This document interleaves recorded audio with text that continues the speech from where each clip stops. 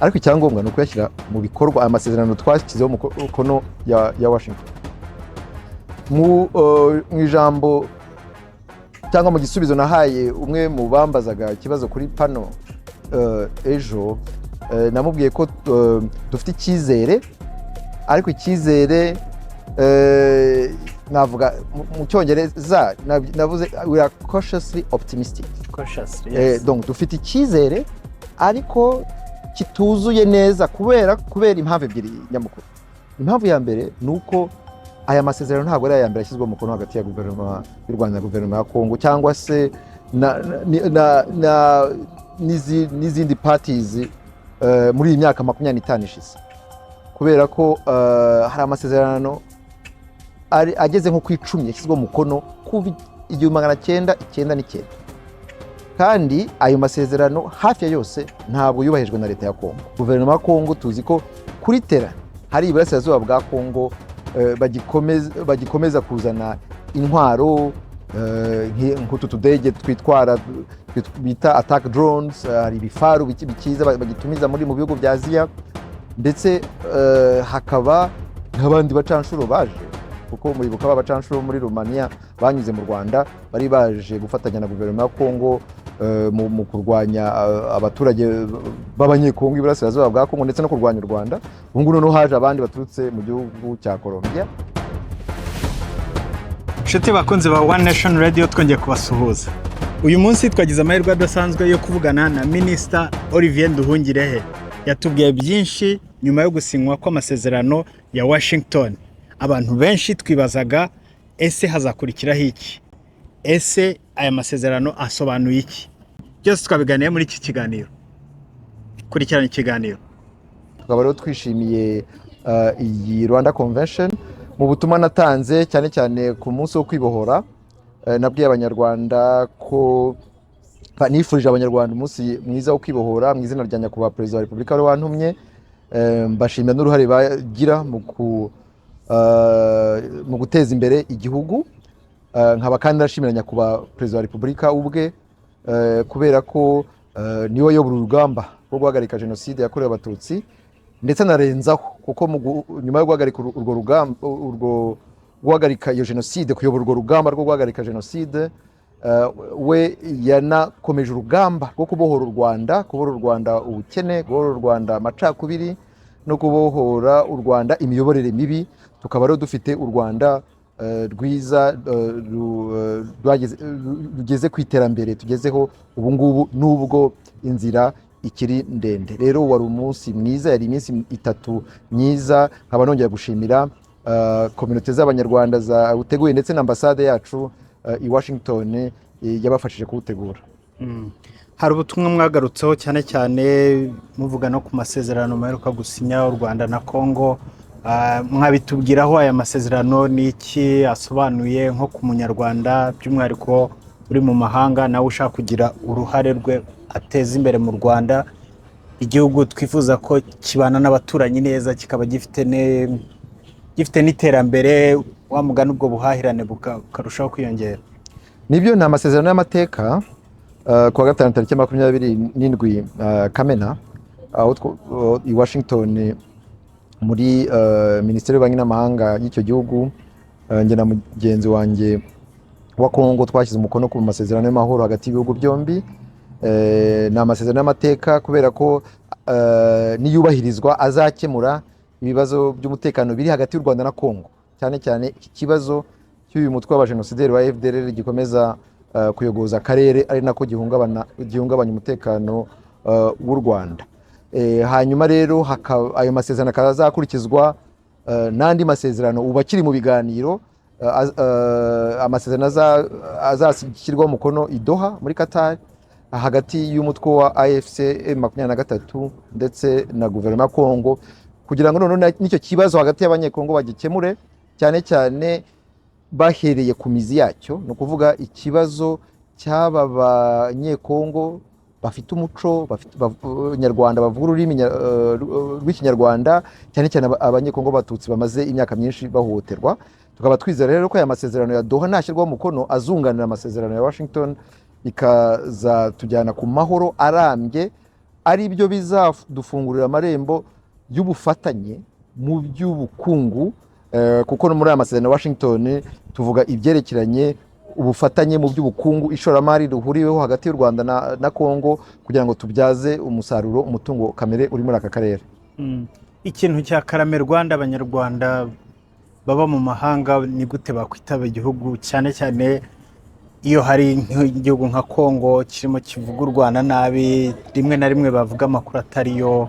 Umunyarwanda uri hanze ufite internet, ufite ubushobozi, ufite navuga uri mu kindi gihugu ushobora kugira icyo contribute, ni gute yakwitaba Karame Rwanda? Karame Rwanda mbere na mbere nukugira ubumwe mbere y'ibindi byose. Buriya nicyo kintu cyangombwa. Communauté z'abanyarwanda aho ziri hose tuzishishikariza kugira ubumwe no gukora mobilisation kugira ngo abanyarwanda bose bisange muri iyi communauté.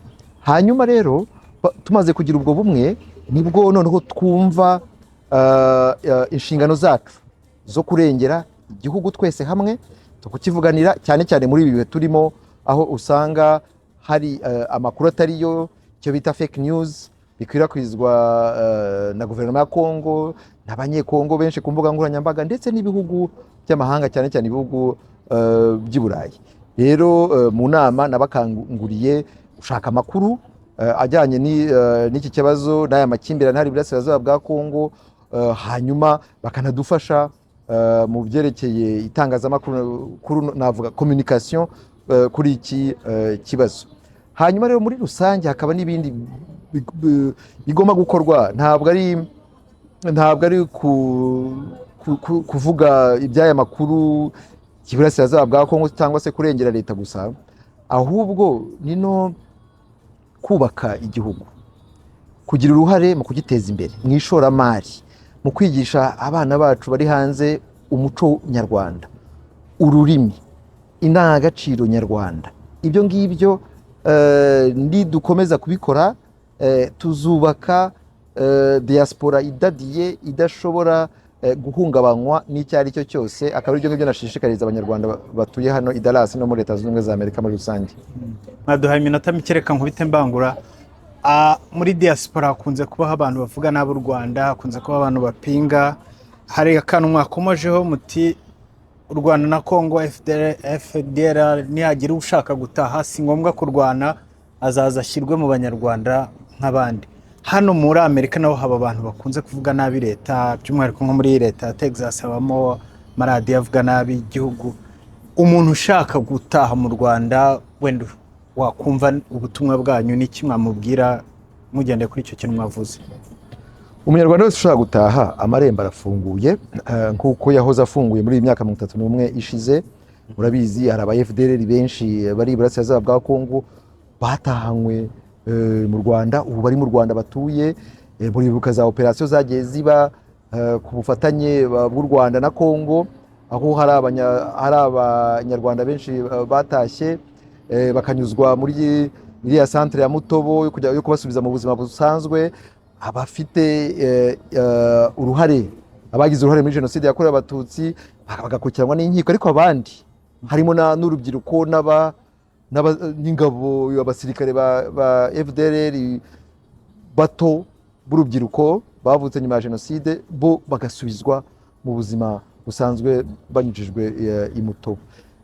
Rero usibye nabo nyine hari n'abandi bari ahandi bavuze hano, abari muri Amerika no mu bindi bihugu, nabo rwose dora tubashishikariza gutaha. Ni nayo mpamvu ngiye mvuga ko communauté z'abanyarwanda ufite haba muri Amerika haba n'ahandi ku isi, tugomba kuzagura tukegera n'abandi banyarwanda, cyane cyane urubyiruko rugifite impungenge kubera amateka twanyuzemo, kugira ngo nabo rwose baze dufatanye kubaka igihugu, dufatanye gushora imari mu Rwanda. Nibyo ngibyo rwose nabashishikarije, kuko iyo dushyize hamwe tukagira ubumwe, tukaba dufite vision imwe, dufite icyo tugamije kimwe cyo kubaka igihugu, tukigeraho nta shiti. Ikibazo cya nyuma, abantu benshi bishimiye aya masezerano yasinywe hagati y'u Rwanda na Kongo. Ese niki kizakurikira? Wavuze ko hari ibiganiro bya Doha bigihari, ariko wenda abantu bakomeje kugira impungenge n'ibidashyirwa mu bikorwa, n'iki kizakurikira nyuma y'aya masezerano? Ubundi ikizakurikirwa nyuma y'aya masezerano ni ukuyashyira mu bikorwa. Hari n'ibiganiro bya Doha navuze bigomba kuzakurikira nabyo bigashyira ku masezerano y'amahoro agomba gushyirwaho umukono hagati y'umutwe wa AFC 23 na guverinoma, ariko icyangombwa ni ukuyashyira mu bikorwa aya masezerano twashyizeho umukono ya Washington. Mu ijambo cyangwa mu gisubizo nahaye umwe mu bambazaga ikibazo kuri pano ejo, namubwiye ko dufite icyizere, ariko icyizere navuga mu cyongereza navuze we are cautiously optimistic. Yes. Donc dufite icyizere ariko kituzuye neza kubera impamvu ebyiri nyamukuru. Impamvu ya mbere ni uko aya masezerano ntabwo ari aya mbere ashyizweho umukono hagati ya guverinoma y'u Rwanda na guverinoma ya Kongo cyangwa se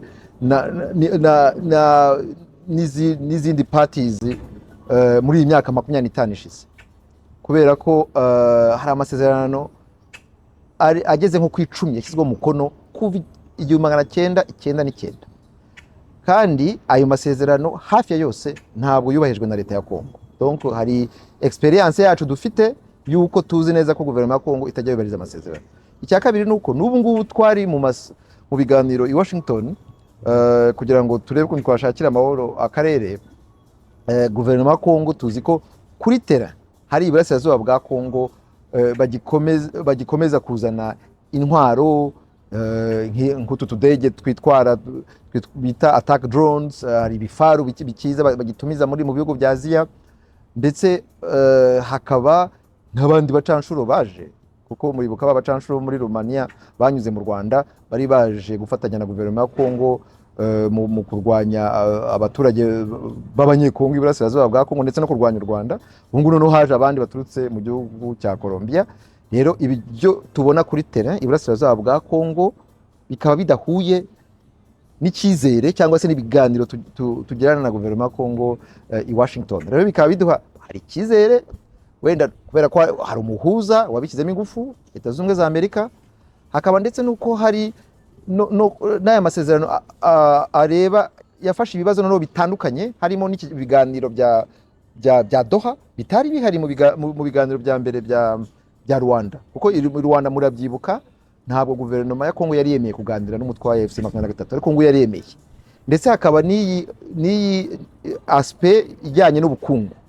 Rero kubera ko amasezerano tubona noneho agerageza gukemura ibibazo byose icyarimwe, ndetse akaba anahagarikiwe n'uyu muhuza ari we Amerika, Leta Zunze Ubumwe za Amerika ufite ingufu, tukaba twizera ko wenda azabishyiramo ubushake n'ingufu kugira ngo leta ya Kongo yubahirize aya masezerano. Ese guhura na Trump byari bimeze bite? Umuntu ukomeye ku isi, guhura nawe mukasuhuzanya akakuvugisha, mwumvaga bimeze gute? Byari bimeze neza kuko cyari igihe cy'amateka.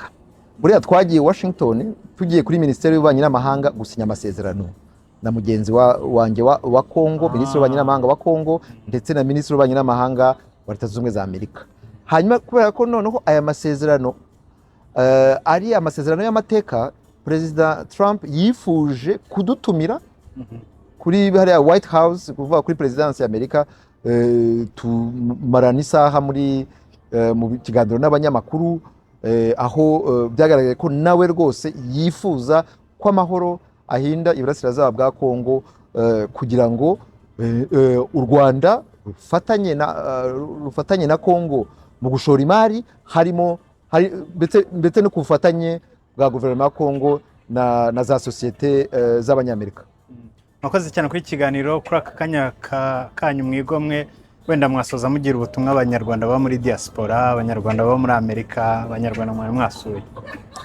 Mwakoze kuntumira. Ubutumwa ni bwa bunini natanze yuko abanyarwanda aho bari hose bagomba kuzirikana u Rwanda, bagomba kugendana u Rwanda ku mutima, kandi bagomba kugumana ubumwe, bakakorana mobilisation ku banyarwanda bose, cyane cyane urubyiruko nabo bakiyumva muri izi communauté, bakadufasha mu gukomeza guteza imbere igihugu, mu gushora imari mu Rwanda, mu gukomeza kwimakaza imbere umuco nyarwanda, mu kwigisha ururimi urubyiruko. Ibyo rwose nibyo bizakomeza guteza imbere u Rwanda n'abanyarwanda. Murakoze cyane Minisitiri. Ndagushimiye wabanye natwe kuva ikiganiro gitangiye kugeza kirangiye. Kora subscribe niba utarayikora kugira ngo tujye tubana mu biganiro nk'ibi ngibi.